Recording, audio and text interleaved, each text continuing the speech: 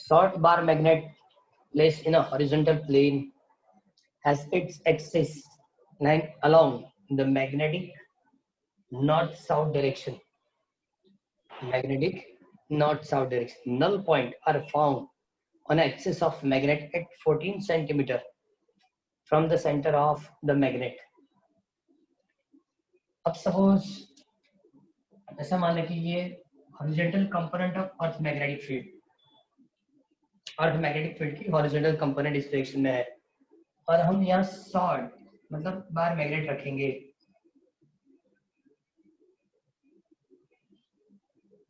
Okay, suppose इस type की bar magnet रखी, ये नॉर्थ पोल और ये साउथ पोल. तो मैग्नेट के अंदर फील्ड लाइन की डायरेक्शन होती है साउथ टू नॉर्थ. मैग्नेट के अंदर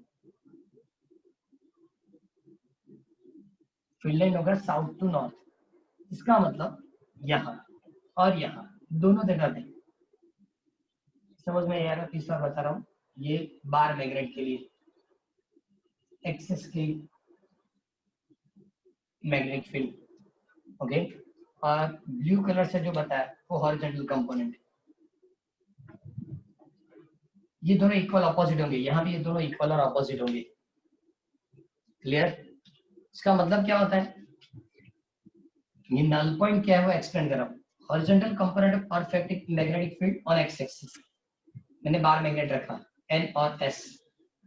मैग्नेट के अंदर उसने बताया कि नल पॉइंट ऑन एक्सिस. इसका मतलब मैग्नेट के अंदर फील्ड लाइन होती है एस टू एन.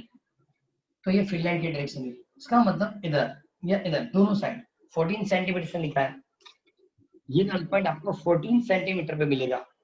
ओके, तो 14 सेंटीमीटर के ऊपर magnetic field due to bar magnet and the horizontal component of earth magnetic field दोनों इक्वल एंड ऑपोजिट. मतलब उस पॉइंट पे मैग्नेटिक फील्ड की मैग्नीट्यूड 0 मिलेगी और जहां दोनों magnetic field equal and opposite होगा उसको नल पॉइंट बताया जाएगा. इसको क्या बताएंगे? Null point. आगे पढ़ेंगे. Null point are found on the axis of a magnet at 14 centimeter from its center of magnet. मतलब सेंटर से 14 सेंटीमीटर पे है. The earth magnetic field at place is 0.36 G and the angle of dip is 0. Earth magnetic field मतलब horizontal component earth 0.36 Gauss. और बाद में लिखा deep angle मतलब फाई. जो हम डीप एंगल फाई करके लिखते हैं क्या होगा? 0 डिग्री.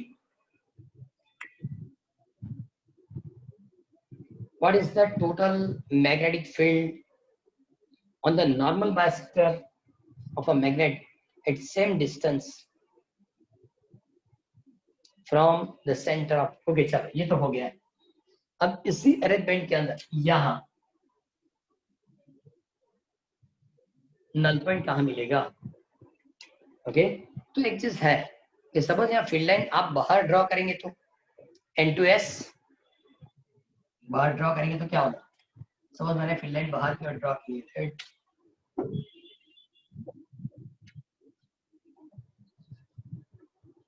सिमिलर इधर भी आएगी लेकिन इस डायरेक्शन में ड्रॉ करेंगे N2S. तो इक्वेटर वाली ये फील्ड है. ये फील्ड कौन सी होगी? इक्वेटर की. और हॉरिजॉन्टल कंपोनेंट वाली जो फील्ड है वो दोनों इक्वल एंड ऑपोजिट होगी, तब जाके नल पॉइंट मिलेगा, वरना नल पॉइंट नहीं होगा. लेकिन यहाँ तो दोनों सेम डायरेक्शन में हो जाए. देखो यहाँ इक्वल ऑपोजिट हुआ, लेकिन यहाँ ऐसा नहीं होगा कि ये BE की डायरेक्शन है और उसी डायरेक्शन में BH भी मिलेगा. BH उसी तरह से मिलेगा. सपोज राउंड में इधर भी ड्रॉ करूंगा तो ऐसा ही होगा. सपोज फील्ड लाइन मैंने यहाँ भी ड्रॉ की, यहाँ भी ऐसा ही होगा कि सपोज ये BE और उसी डायरेक्शन में क्या मिलेगा? BH. इसका मतलब क्या होगा? इक्वेटर के ऊपर फील्ड की एडिशन होती है लेकिन एक्सिस के ऊपर आपको नल पॉइंट मिलेगा. ओके चलो कैलकुलेट क्या करना है. What is the total magnetic field on a normal bisector of a magnet at the same distance as null point? Okay, जितना यहाँ 14 सेंटीमीटर उतना ही 14 सेंटीमीटर पे ये फील्ड कितनी होगी वो कैलकुलेट करके देना है. हमको क्या करना है? कैलकुलेट करके देना है. ओके, तो इसमें कुछ ज्यादा कैलकुलेट करने की जरूरत नहीं होगी मेरे ख्याल से। क्यों? At null point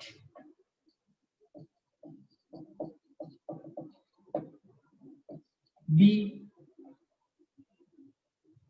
A is equal to B H, मतलब एक्सिस की मैग्नेटिक फील्ड और एक्सिस की मैग्नेटिक फील्ड और बी एच दोनों की वैल्यू क्या होगी? Equal, and that is equal to 0.36 G. 0.36 G. तो ये तो मैंने एक्सिस के लिए कंप्लीट कर दिया, लेकिन मुझे इक्वेटर के लिए जब कंप्लीट करना है, ओके, तो लिखेंगे यहाँ सपोज पॉइंट कुछ नंबर या नाम दे दे P. Now at point P magnetic field B is equal to, at point P B is equal to क्या क्या ऐड करना पड़ेगा? BH plus BE। BE मतलब इक्वेटर के लिए मैग्नेटिक फील्ड, तो क्या लिखेंगे? Now BE mu 0 upon 4 pi M upon R cube. लेकिन हमारे पास M तो है ही नहीं, लेकिन इससे हम कैलकुलेट कर सकते हैं। यहाँ BH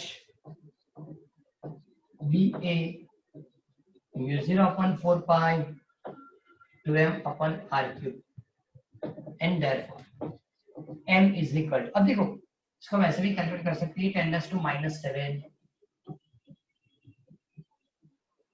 2M upon R cube. मुझे M कैलकुलेट करना है, तो क्या लिखेंगे?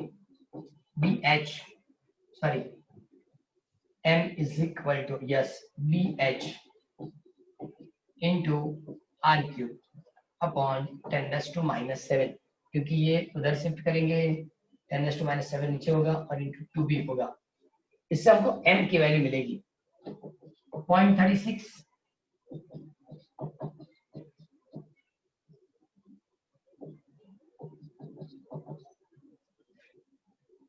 पहले मुझे सिंप्लीफाई करके दो, M की वैल्यू क्या आती है? M मतलब मैग्नेटिक डायपोल। एक मिनट, एक और भी मेथड है, ये सबों से पूरा कैलकुलेट नहीं करना है, इतना ज्यादा कैलकुलेशन नहीं करना है, तो एक चीज और भी है, इधर इधर सिंपल मेथड। उसने आपको एक्सिस के लिए तो फील्ड दे दी, यही दिख रहा हूँ, फिर एक्सिस की आपको फील्ड दे दी, तो इक्वेटर के लिए क्या लिख सकते हैं? इक्वेटर की फील्ड एक्सिस से डिवाइड बाय 2 हाफ होगी, क्योंकि दो, देखो ये मैंने लिखा एक्सिस के लिए और इक्वेटर के लिए म्यू 0.4 पाई M अपन R, म्यू 0.4 पाई 2M बाय R क्यूब, मतलब इस फील्ड से वो हाफ हो जाएगी, तो ऐसा भी लिख सकते हैं BH या BA डिवाइड बाय 2। तो ये सब कैलकुलेशन की जरूरत ही नहीं पड़ेगी। चलो BH कितना? सो नाउ इक्वेटर के लिए मैग्नेटिक फील्ड 0.18 G, 0.18 G। ये नहीं कैलकुलेट करेंगे तो भी चलेगा, क्योंकि इसमें क्या करेंगे? M कैलकुलेट करेंगे, M कैलकुलेट करने के बाद M इधर सब्स्टिट्यूट करेंगे और तब जाके हमको क्या मिलेगा?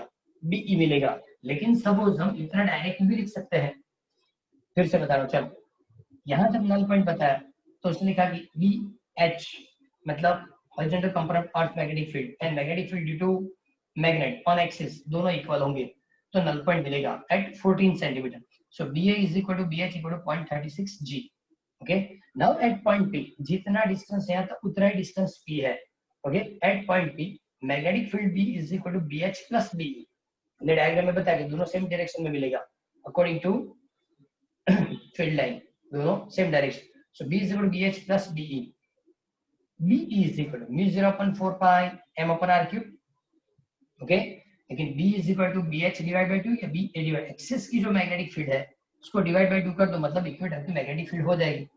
एक्सिस की मैग्नेटिक फील्ड कितनी है? BH, BH की वैल्यू क्या आ रही है? 0.36। सो 0.36 डिवाइड बाय मतलब 0.18 G। So now B is equal to क्या लिखेंगे? B फॉर्मूला कौन लिखे? BH। So 0.36, 0.18, 0.54 G, 0.54 G। इस तरह से भी कंप्लीट कर सकते हैं, इसमें M कैलकुलेट करने की जरूरत नहीं पड़ेगी।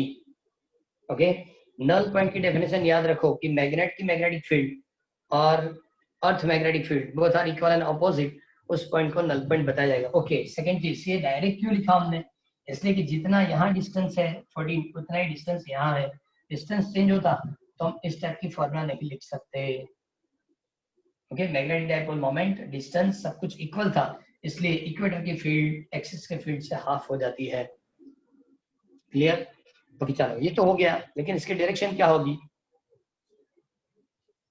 बी की डायरेक्शन क्या होगी, इन डायरेक्शन ऑफ हॉरिजॉन्टल डायरेक्शन, क्योंकि ये दोनों तो ऐड हो जाएंगे, ऐड हो जाएंगे मतलब कौन सी डायरेक्शन होगी, हॉरिजॉन्टल कंपोनेंट की डायरेक्शन में ये होगा, मतलब दोनों को ऐड करना पड़ेगा, ये दोनों को ऐड करना पड़ेगा। सेकंड चीज कि इसी न्यूमेरिकल से उन्हें 14 बनाया, 13 के बाद 14 इससे, if the bar magnet in excess 5.13 is turned around 180 degree, ns को चेंज करेंगे 180 डिग्री, तब the new null point be located, नया नल पॉइंट कहाँ मिलेगा, चलो मैं इसमें चेंज करके बता रहा हूँ।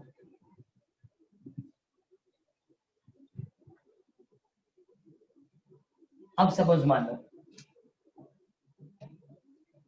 ये एस हो गया और ये एन, ओके, बी एच तो इसी डायरेक्शन में होगा। अब field line N to S,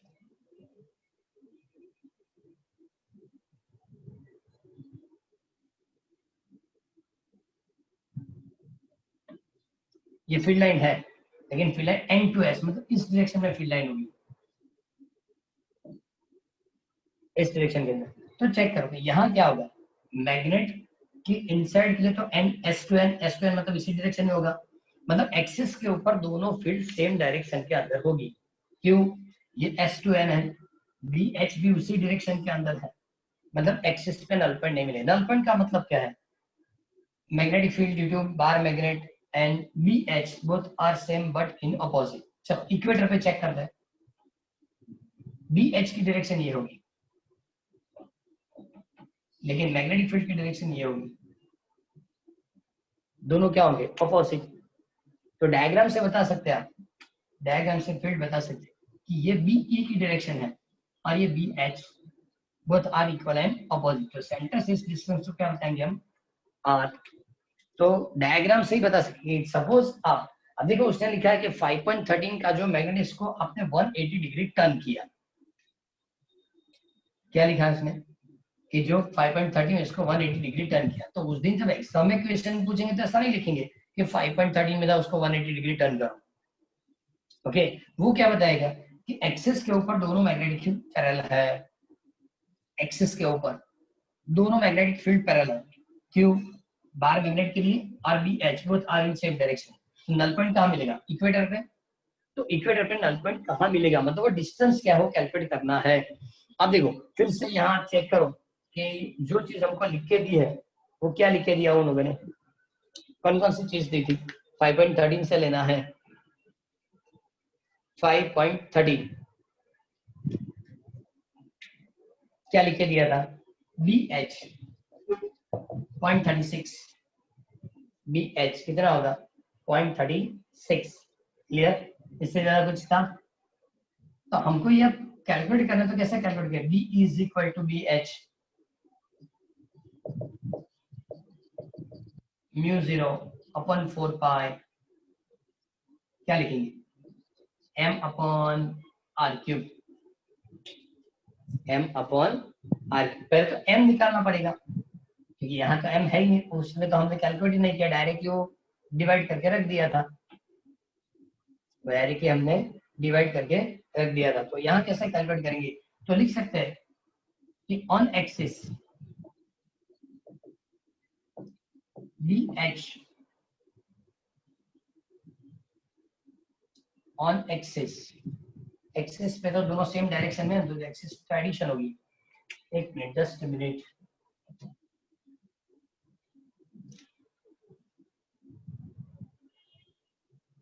ये दोनों इक्वल एंड ऑपोजिट। ओके चलो इससे m कैलकुलेट कर लो, इससे सबसे पहले m कैलकुलेट, लेकिन डिस्टेंस भी कैलकुलेट करना है।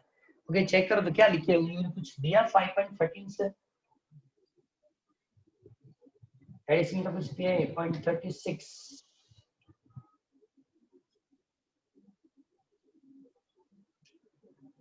ओके 5 इज इक्वल टू 0 दिया था 5 इज इक्वल टू 0 तो मैग्नेटिक फील्ड मिल जाएगा देखो BH इज इक्वल टू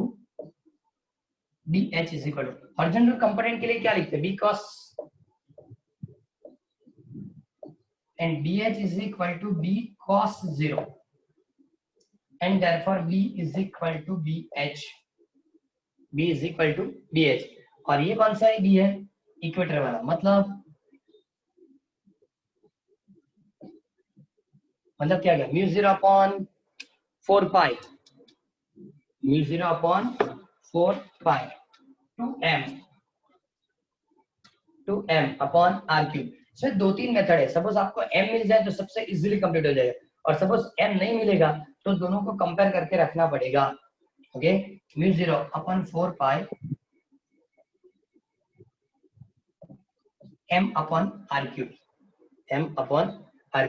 अब चेक करो कि उसने नल पॉइंट के लिए एट नल पॉइंट दोनों इक्वल है एट नल पॉइंट दोनों क्या है इक्वल इसका मतलब BE is equal to BH BE is equal to क्या लिखा BH। अब ये नहीं पता चल रहा कि आप चेक करो कि उन लोग यहाँ मेरे ख्याल से दर्पण में कुछ प्रॉब्लम है BH is equal to mu 0.4 pi 2m by r cube लिखा है अब डायग्राम से हमको ये दोनों इक्वल मिल रहे हैं और उन लोगों ने जब ये कैलकुलेशन की तो B is equal to BH करके लिख दिया है मतलब यही कंपैरिजन में कुछ प्रॉब्लम है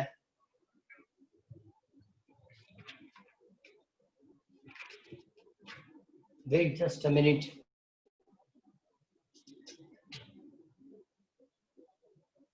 क्योंकि डायग्राम हमें तरह बताया B is equal to BH ये दोनों इक्वल जब ये दोनों इक्वल है B equal to BH है तो इसकी formula mu 0 upon 4 pi 2m upon r cube और इसकी फॉर्मूला उसने लिखी mu 0 upon 4 pi m upon r cube. कैसे पॉसिबल है सपोज दोनों इक्वल है तो ये दोनों के बीच में इतना डिस्टेंस क्यों मतलब डिफरेंस क्यों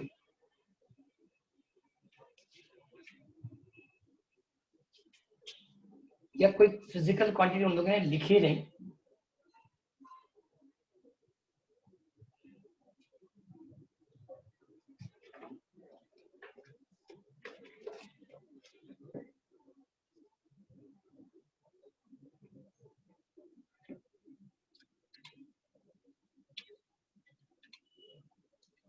ओके इधर देखो ये उनकी एक्सप्लेनेशन में प्रॉब्लम है। अब फिर से डायग्राम ये सही है यहां तक लिखा सही है 5.13 से जो बताया इसका मतलब क्या हो मैं बता रहा हूँ 5.13 के अंदर क्या था 5.13 पे इक्वेटर एक्सिस के ऊपर BH और BA इक्वल था 5.13 पे एक्सिस के ऊपर BA और BH इक्वल था ओके तो यहाँ इसको 2m लिख सकते हैं फिर से बताऊं 5.13 में इस एक्सिस के ऊपर BA और BH इक्वल था ओके अब इसमें 0.36 10⁻⁻⁷ 2m r क्यूब क्या था 0.14 होल क्यूब इससे m निकाल इससे m की वैल्यू निकाल क्या होगा m is equal to 0.36 0.14 whole cube and divide by 10⁻⁷ into 2 इसकी आंसर निकाल 2 पर गया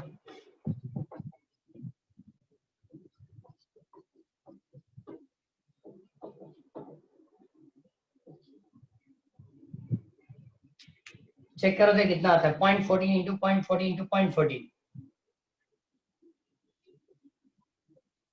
into 0.18 ये मल्टीप्लिकेशन कितनी आती है 4.932 into 10 to power एक मिनट 4.93 ओके 4.93 into 10 to -3 पर +3 આવશે प्लस 3 भी नहीं आएगा मेरे ख्याल से बचेगा ही नहीं या +4 આવશે प्लस 4 આવશે સર પહેલા જ કીધું एक मिनट -1 होना चाहिए 0.14 इंटू 0.14 इंटू 0.14 इंटू 0.18 तो कितना आया आपके पास 0.00049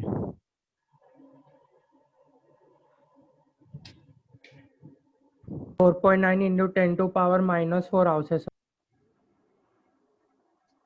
+4 આવે -4 होगा या +4 ના સર આપણે મલ્ટીપ્લાય કર્યું ને ખાલી એ 10 to power 7 ને પેલું મલ્ટીપ્લાય નહીં કર્યું હજુ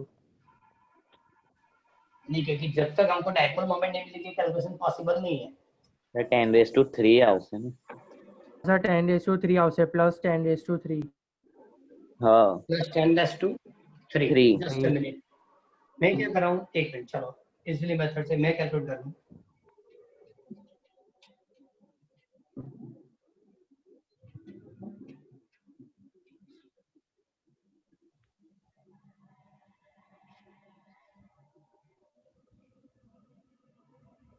ओके फॉर 10⁻³ आएगा,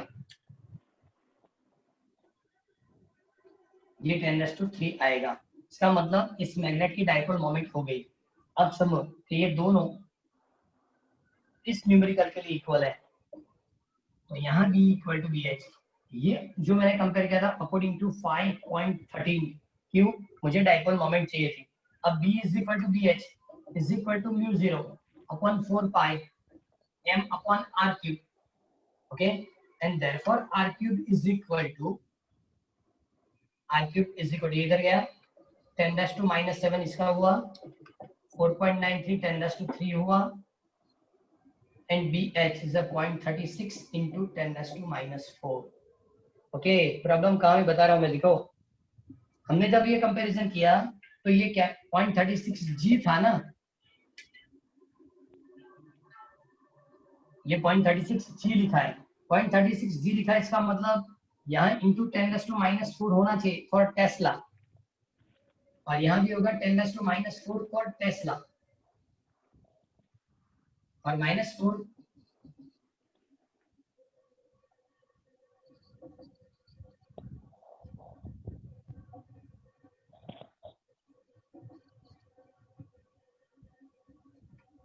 okay r cube is equal to, ये दोनों की रेशियो बताओ 0.493,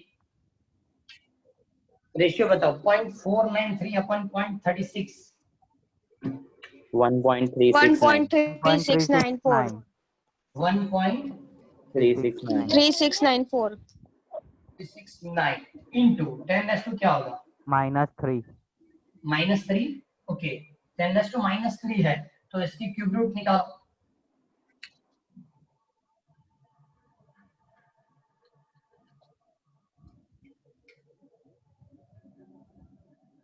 इसकी क्यूब रूट निकालो,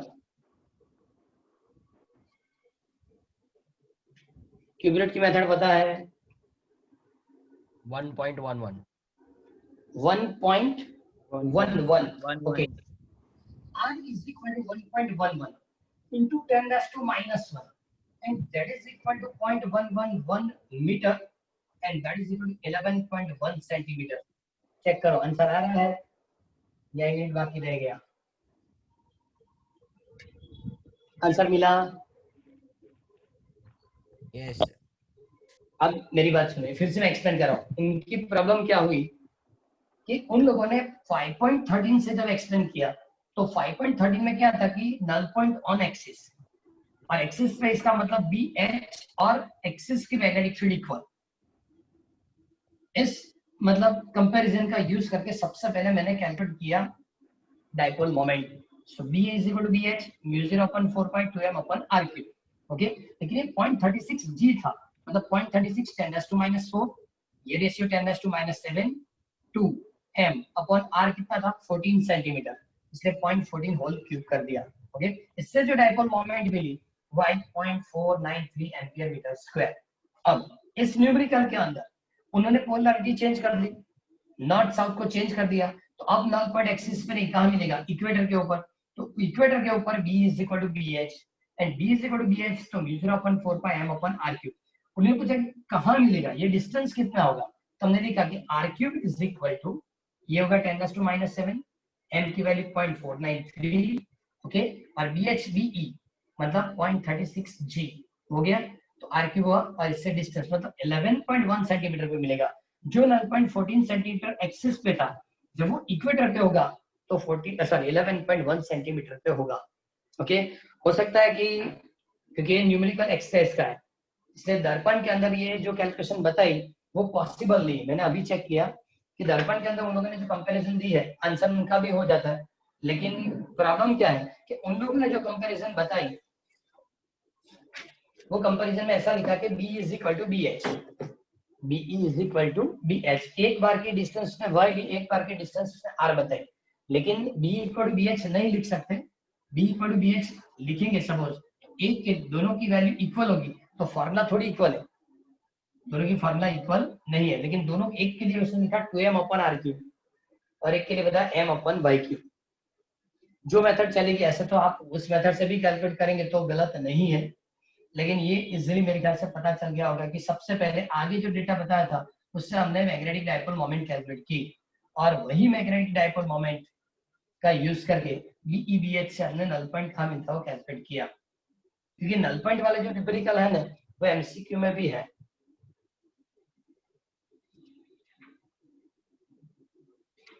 उसने कंपैरिजन इसलिए की होगी, ये भी बता रहा हूँ आपको। सपोज वो मेथड आपको याद रहे तो B equal to B H में इसलिए लिखा कि इनिशियली 5.13 में बी एच और बी ए दोनों इक्वल थे। हमने जैसे कि बी एच और बी ए क्या था इक्वल, और इसलिए इसकी फॉर्मूला क्या होती है 2m अपन आर क्यूब, और बी की फॉर्मूला क्या है, तो पहली बार जो था उसकी डिस्टेंस 14 थी तो वहां y लिखा, यहाँ डिस्टेंस आपको कैलकुलेट करना है इसलिए उसने वहां r लिखा। ओके, तो उस कंपैरिजन से भी कर सकते हैं, लेकिन मेरे ख्याल से ये मेथड इजी रहेगी। नल पॉइंट कहाँ मिलता है कैसे मिलता है एग्जैक्टली कैलकुलेट करना आना चाहिए।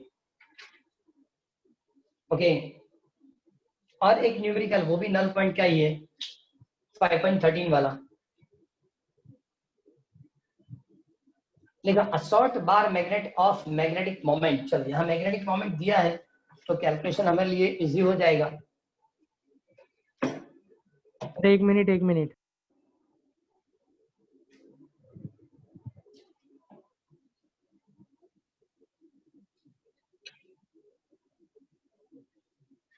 सर आप कर दो।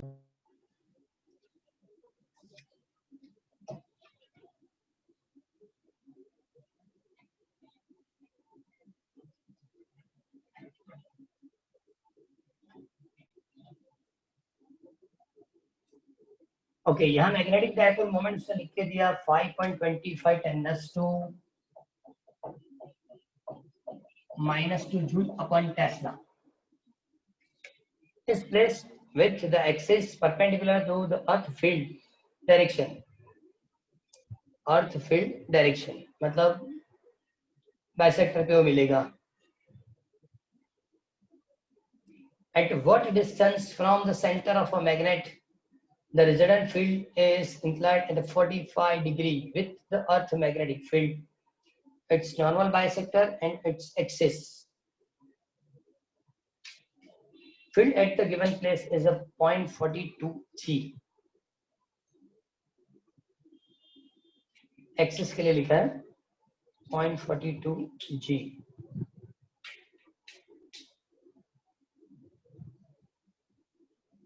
ओके, अब तो ये डायग्राम सबसे पहले तो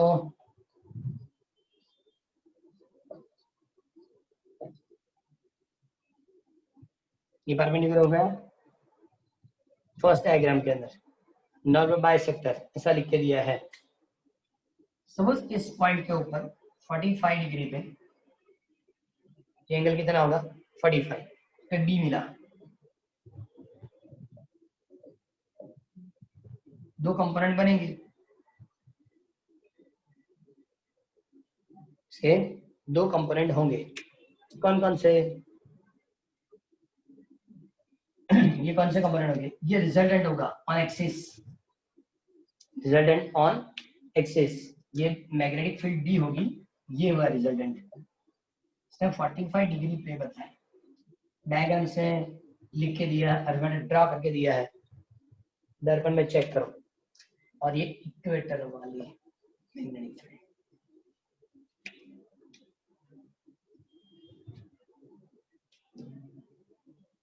अब देखो फील्ड लाइन ड्रॉ करेंगे N to S, तो ये इक्वेटर वाली फील्ड हुई, ओके। B परपेंडिकुलर है इसको, अर्थ की मैग्नेटिक फील्ड मैग्नेटिक फील्ड को परपेंडिकुलर रहेगा। इसका मतलब रिजल्टेंट वैल्यू 45 की एंगल बनाएगा, ऐसा लिख के दिया था। रिजल्टेंट वैल्यू क्या बनेगा? 45 के एंगल, ओके। अब क्या लिख सकते हैं कि B on equator is equal to B cos 45, B cos 45। B की वैल्यू क्या हो सकती है? cos 45 तो 1, फिर tan 45 1, दोनों ही 1। क्या दोनों 1? 45 cos 45 तो cos दोनों का है। 45 नहीं। हाँ तो एक minute, B is equal to B tan theta या B is equal to B upon BH, तब भी tan थीटा लिखते थे, बराबर। उन्होंने यहाँ क्या लिख के दिया पता है ना, कि आपको ये 45 मिलता है, सपोज आप पूरा एंगल बनाएंगे, ये 45 तो ये भी क्या होगा? 45 होगा, ठीक क्या रहेगा? 45। तो उसने क्या tan 45 लिखना है, सपोज tan 45, तो मतलब अपोजिट, यहाँ tan 45 लिखे तो B अपन B होगा, यहाँ लिखेंगे तो B अपन क्या होगा? B R या B लिखेंगे, मतलब 45 इसका मतलब कि दोनों कंपोनेंट इक्वल है, और दोनों कंपोनेंट इक्वल होंगे इसका मतलब क्या होगा? B E is equal to B लिख सकते हैं। तो लिखा है, पढ़ो चलो। Suppose B R is the resultant magnetic field at point P, make an angle 45 with B, 45 with B, तो इसका मतलब रिजल्टेंट के लिए 45 with B, so tan 45 is equal to BE upon B, tan 45 BE अपन क्या लिखेंगे? B, tan 45 1 होगा तो B is equal to BE ऐसा लिखा उसने, ओके। B की वैल्यू दी है, given place is 0.45 G, sorry 0.42 G, G मतलब 0.42 इंटू 10⁻⁻⁴ टेस्ला। अब कैलकुलेट ऐसा करना है, एक बार फील्ड मिल गई, ओके, ये फील्ड कहाँ मिली, मतलब P1 पॉइंट कहाँ हमने कंसीडर किया? एक्सिस पे, सॉरी इक्वेटर पे। इक्वेटर के लिए क्या लिख सकते हैं? μ0 अपन 4 पाई,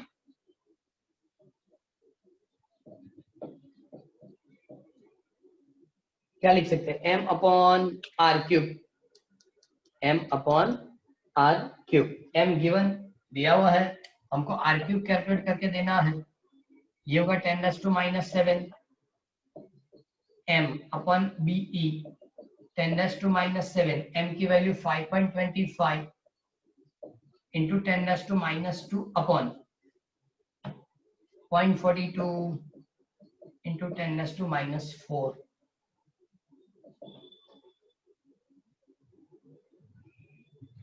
बताओ ये दोनों की रेशियो क्या होगी?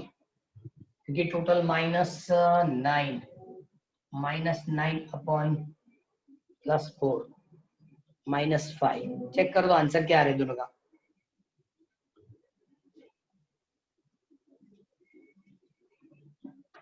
12.5 12.5 5 इंटू 10⁻⁻⁹ -9 -5 -5, तो 125 करने से 10⁻⁻⁶ लिख सकते हैं, ये r क्यूब था, r is equal to cube root of 125, क्या हो सकता है? 5 इंटू 10⁻⁻² मीटर, मतलब r is equal to 5 centimetre. ये पॉइंट आपको 5 सेंटीमीटर पे मिलेगा, P1 पॉइंट क्या मिलेगा? 5 सेंटीमीटर। अब उन लोगों ने सिमिलर फॉर एक्सिस पूछा,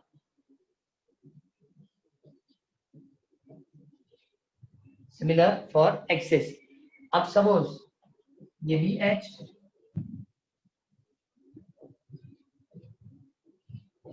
ये पॉइंट क्या होगा? P2, okay. P2 पॉइंट पे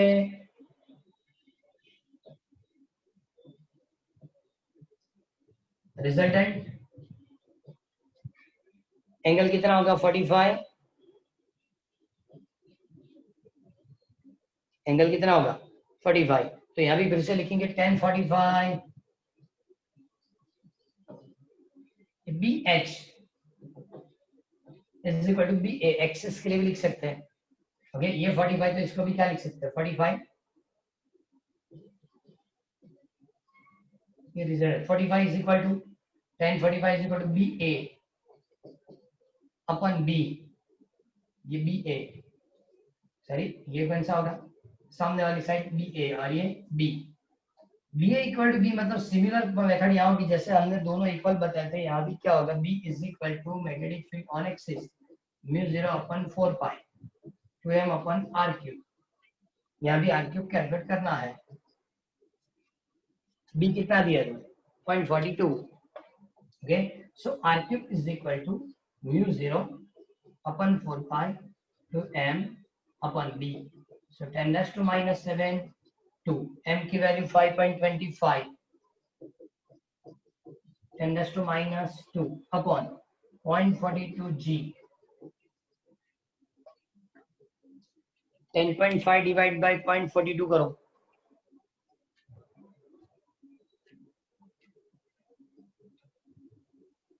$25. 25, okay similarly 10⁻⁻5 250, 10⁻⁻6 क्यूब रूट निकालो,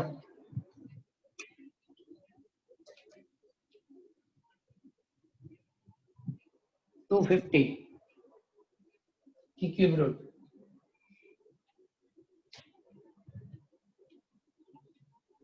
6.299. 6.299, 6.3 लिखने चलेगा, 6.299 10⁻⁻2 मीटर या 6.299 सेंटीमीटर। इसका मतलब उसने नल पॉइंट वाले डिफरेंट 3 न्यूमेरिकल दिए 13, 14 और 15, जो आज तीनों अभी हमने कंप्लीट किया एक्सरसाइज में, वो सभी उसी टाइप के न्यूमेरिकल है, इसमें नल पॉइंट कैलकुलेट करना है।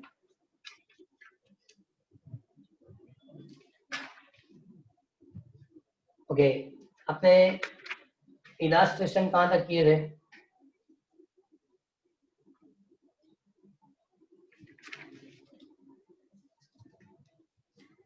Five point four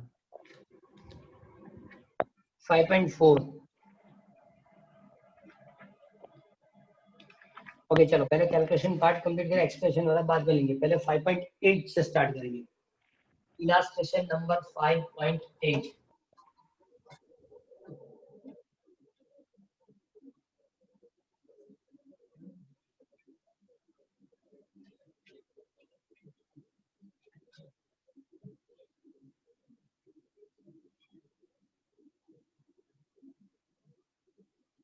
The Earth magnetic field at equator is approximate 0.4 G.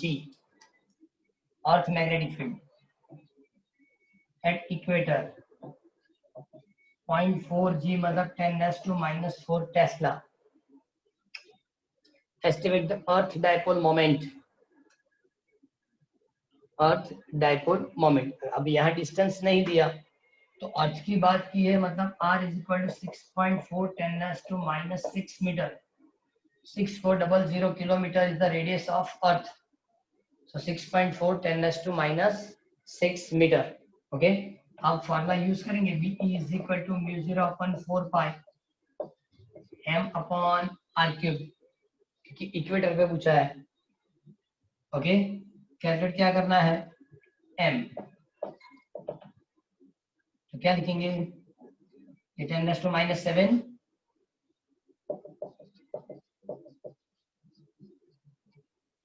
so BE R cube 10⁻⁻7, B is a 0.4 10⁻⁻4 into 6.4 10⁻, ये लिखा बराबर लिखा मैंने, प्लस 6 आएगा। हाँ तो बस कभी से आराम में आता, चलो सिंप्लीफाई करो,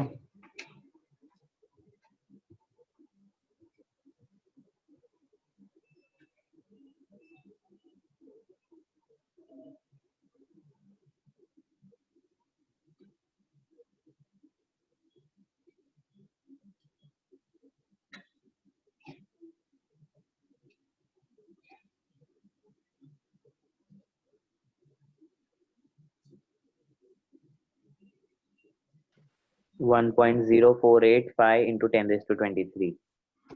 1.048 1.4085 1.048 Yes, 1.0485 10 dash 2 10 raised to 23. 23. 10 dash to 23 ampere metre square. अब प्रॉब्लम क्या है पता है, ये वैल्यूएशन याद रखनी है। Approximate dipole moment of earth magnetic field क्या लिखें, 1 into 10 dash to 23 1 into 10 dash to 23 याद रखना है। न्यूमेरिकल ऐसे कैलकुलेट करने नहीं दिया। अर्थ की मैग्नेटिक फील्ड जब होती है तो इसकी डायपोल मोमेंट क्या होगी। ओके, अर्थ मैग्नेटिक फील्ड कितनी होती है, फर्स्ट लेक्चर में बताया था इसमें। अर्थ मैग्नेटिक फील्ड कितना 10 होगा, raised to 5 Tesla. 10 dash to 5 minus 5. minus 5 minus 10 dash to minus 5 Tesla के रेंज में होगा। Okay, now 5.9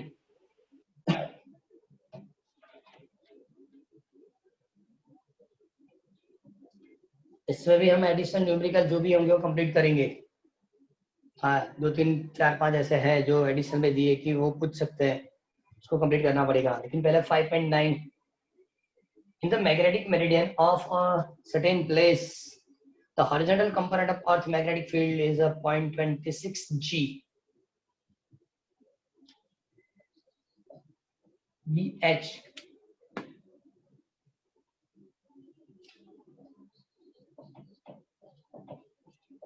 0.26 g. The tip angle phi is equal to 60 degree. What is the field, magnetic field of earth at this location? ये तो सबसे easy numerical हो गया, MC की तरह है। BH is equal to B cos phi, ऐसी formula थी।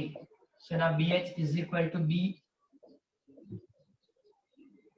BH सपोज हम 0.26 ही रखे तो आंसर गॉस में मिलेगा। cos 60 1/2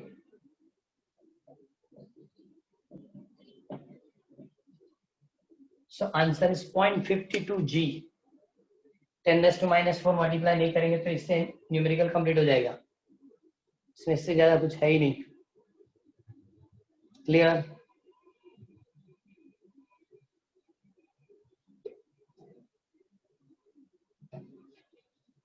चलो 10 number,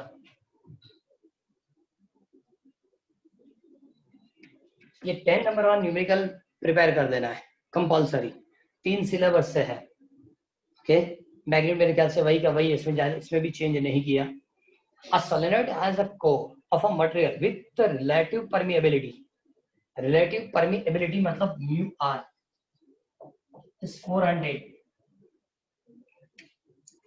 The winding of a solenoid are insulated from the core and carrying a current 2 ampere. Carrying current 2 ampere. Okay, 2 ampere का मतलब जब मटेरियल नहीं होगा तब इनिशियली इसको IF लिखते हैं। सोलेनॉइड के अंदर जब कुछ है ही नहीं तब जब करंट पास करेंगे तो इन फ्री कंडीशन इसको IF। आगे, if the number of turns per metre per unit length हो गया, मतलब पर मीटर मतलब unit length 1000, sorry, number of turns per unit length per metre मतलब 1000। Okay, number H, number first में लिखा H मतलब मैग्नेटाइजिंग इंटेंसिटी, मैग्नेटिक इंटेंसिटी या magnetising intensity. Okay, जब मैंने थियरी पढ़ाई थी ना तो आपको एक चीज लिख के दी थी, H is equal to NIF। Suppose पता हो तो H magnetic intensity H is equal to NIF। N मतलब number of turns per unit length, so 2, इसको क्या लिखेंगे 2000। ओके, क्या लिखेंगे एम्पियर अपॉन, क्योंकि टर्न्स पर यूनिट लेंथ है मतलब ampere upon metre. Okay, second option पूछा मैग्नेटाइजेशन M। सेकंड ऑप्शन में क्या पूछा उसने, magnetization M। Okay magnetization check करो टेक्स्ट में पहले मैग्नेटाइजेशन पूछा कि मैग्नेटाइजेशन डायरेक्ट नहीं मिलेगा, सबसे पहले बी फाइंड करेंगे तब जाके मैग्नेटाइजेशन मिलेगा। ओके चलो सी ऑप्शन थर्ड ऑप्शन पहले कैलकुलेट करते हैं। B is equal to mu H. Mu मतलब जब मीडियम होता है तो उसकी परमेबिलिटी रखनी है। हम जानते हैं mu R is equal to क्या लिख सकते हैं, mu upon mu zero and therefore B is equal to mu R into mu zero into H. Mu R कितना लिया 400, म्यू जीरो कितना होता है mu zero 4 pi into 10⁻⁻7 2 into 10⁻3। अब देखो ये 2 0 3 मतलब 5 हो गए, ये कितना होगा 8 32 pi into 10⁻²। 32 pi into 10⁻²। Calculate करो तो कितना होगा 32 इंटू 3.14 कितना होता है 100.48. हाँ तो 100.48 है ना इंटू 10⁻⁻1 100.48 इंटू 10⁻² मतलब 1.0048 1.0048 मैग्नेटिक फील्ड मतलब टेस्ला। अब वो सेकेंड नंबर कैलकुलेट करेंगे मैग्नेटाइजेशन, क्योंकि मैग्नेटाइजेशन की फॉर्मूला ऐसे होती है B upon mu zero minus H. उस दिन वो तब पूछा था कि भी वैक्यूम के लिए मैग्नेटाइजेशन। अब वैक्यूम का मैग्नेटाइजेशन का मतलब क्या हुआ कि सपोज वैक्यूम है, मीडियम है ही नहीं, ओके मीडियम है ही नहीं, तो इसका मतलब क्या होता है कि आप H निकाल फ्री कंडीशन की मैग्नेटिक फील्ड और फ्री कंडीशन यहाँ सपोज वैक्यूम होगा तो ये 0 कर देंगे। ये वैक्यूम के लिए लिखा मैंने ऐसे, तो ये किसके लिए लिखा वैक्यूम के लिए, लेकिन सपोज वैक्यूम होगा मैग्नेटाइजेशन नहीं होगा मतलब क्या हो जाएगा 0 0 होगा तो H इधर आएगा मतलब B is equal to mu zero H हो जाएगा, इनिशियल मैग्नेटिक फील्ड मिलेगी, उससे फॉर्मूला बनती है। अब आपके पास B की वैल्यू है 1.0048, ओके ये 4 पाई इंटू 10⁻⁻7 है और माइनस H कितना निकाला हमने 2 इंटू 10⁻³ ऐसा लिखते हैं।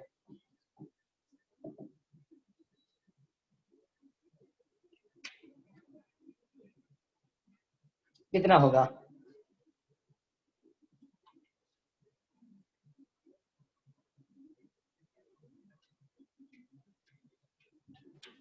798 into 10⁻3. 798 into 10⁻3. एक मिनट इसकी रेशियो 0.08 10⁻7 into 10⁻7. 10⁻7 मतलब ऐसा लिख सकते हैं 1 और 2 तो क्या 8 into 10⁻5 minus 2 into 10⁻3 दोनों को काम करता हूँ 10⁻3 2 into 10⁻3 Yeah. मतलब 798 10⁻3 798 10⁻3 H और M की यूनिट इक्वल होती है मतलब ampere upon metre, ampere upon metre. अब पॉइंट शिफ्ट करके लिखना है तो भी कोई प्रॉब्लम नहीं है। अच्छा अब उसके बाद H हो गया M हो गया B हो गया। द मैग्नेटाइजिंग करंट जो जैसे हमने H is equal to NIF लिखा था, similarly number 4 similarly M is equal to NIM लिखेंगे magnetising current. So magnetising current is equal to magnetising upon N। M की वैल्यू क्या आई थी 798 10⁻3 डिवाइड बाय N। N मतलब 1000 10⁻3 cancel. Answer is 798 ampere. 798 ampere. Clear? मिल गया answer. एक चीज याद रखो, ये तो अभी बराबर है, आगे जाके बाद में ये भी काम में आएगा कि इनिशियली करंट कितना पास किया, 2 एम्पियर। इनिशियली करंट कितना पास किया, 2 एम्पियर। सोलेनोइड के अब देखो ये कौन सी प्रोसीजर थी कि सपोज ये सोलेनोइड है, यहाँ से हम करंट पास करेंगे, इस for IF is equal to 2 ampere. अब बाद में हमने यहाँ एक ऑब्जेक्ट रख दी जिसका मैग्नेटाइजेशन करना है, तो ऑब्जेक्ट के अंदर भी एक करंट प्रोड्यूस होगा। ओके, और टोटल फील्ड क्या हो, तो एक्सटर्नल फील्ड प्लस जो मैग्नेटाइजेशन से मिलती है वो इंटरनल फील्ड, दोनों को ऐड करना पड़ेगा। आपने यहाँ से 2 एम्पियर करंट पास किया, लेकिन मैग्नेटाइजेशन करंट चेक करो कितना है, 798 एम्पियर। हमने तो बाहर से सिर्फ 2 एम्पियर करंट दिया था, लेकिन ऑब्जेक्ट के अंदर जो करंट प्रोड्यूस होता है बहुत ज्यादा होता है। इसलिए बताया कि कॉपर कॉइल को वाउंड करेंगे और अंदर सपोज हम सॉलिड रखेंगे, सॉलिड नहीं सॉरी आयरन रॉड रखेंगे, तो मैग्नेटिक फील्ड की इंटेंसिटी बहुत ज्यादा इंक्रीज हो जाती है। बाहर से तो सिर्फ 2 एम्पियर करंट था, लेकिन अंदर इतना ज्यादा करंट प्रोड्यूस होता है कि मैग्नेटिक फील्ड अपने आप क्या हो जाती है, इंक्रीज हो जाती है। क्लियर? ओके, आज टोटल कितने पहले तो न्यूमेरिकल हुए 5.13 14 15 वो 3 हुए ना, बाद में 5.8 इलास्ट्रेशन 9, और ये जो हमने कंप्लीट किया वो 10, जो कंप्लीट किया वो 10। चलो इतना अभी रखो, 6 न्यूमेरिकल आज हुए। अब ऐसे कैलकुलेट करेंगे तो कैलकुलेशन वाला तो एक ही बाकी रहा, 5.11 5.5 और 5.6 इलास्ट्रेशन सिर्फ एक्सप्लेन करना है, इसमें कोई कैलकुलेशन है ही नहीं। और बाद में एडिशनल स्टार्ट करेंगे, एडिशनल न्यूमेरिकल के अंदर भी 3-4 ऐसे हैं जो कैलकुलेट करना पड़ेगा, बस इससे ज्यादा नहीं होगा। ओके, आज चलो और एक मेरे ख्याल से लेक्चर होगा जिसके अंदर ये सभी न्यूमेरिकल कंप्लीट हो जाएंगे। क्लियर? आज चैप्टर नंबर किसकी टेस्ट है? Chapter 5 theory. 5 theory. Clear? Total 7 theory होगी, किस यानी 6 करके पूछेंगे, मतलब 12 मार्क्स का होगा, कंप्लीट करना है। ओके चलो मीटिंग एंड करेंगे। Hello. Yash.